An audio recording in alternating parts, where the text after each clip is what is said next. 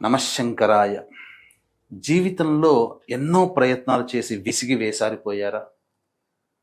అన్నిట్లో అపజయమే చిరునామాగా మారిపోయిందా?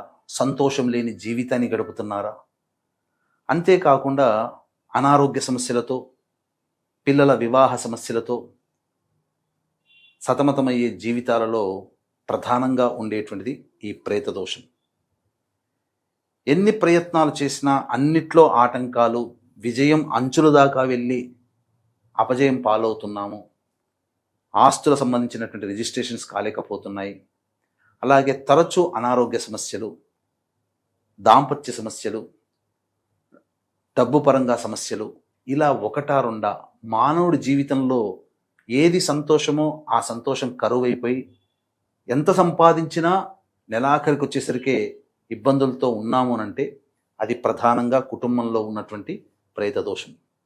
ఈ ప్రేత దోషానికి మన పీఠమాధుర్యంలో నారాయణుని యొక్క నక్షత్రం శ్రవణ నక్షత్రం డిసెంబర్ 23వ తారీఖు రోజున ప్రేత దోష నివారణ పూజలు. ఈ ప్రేత దోషము 5 రకాల శాపాలతో కూడుకున్నటువంటిది. స్త్రీ శాపము, గురు శాపము, దైవ శాపము, సర్పశాపము, పితృశాపము. ఈ 5 శాపాల సమాహారమే ఈ ప్రేత దోషము. ఈ ప్రేత దోషాన్ని నివారించుకోండి. తప్పకుండా మీ యొక్క సంకల్పం అచిరకాలంలో నెరవేరుతుంది అని చెప్పడంలో సందేహమే లేదు.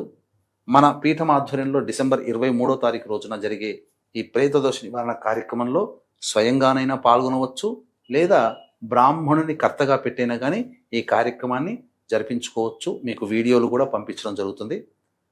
అవకాశం ఉంటే ఈ కార్యక్రమంలో నమోదు చేసుకునే ప్రయత్నం చేయండి.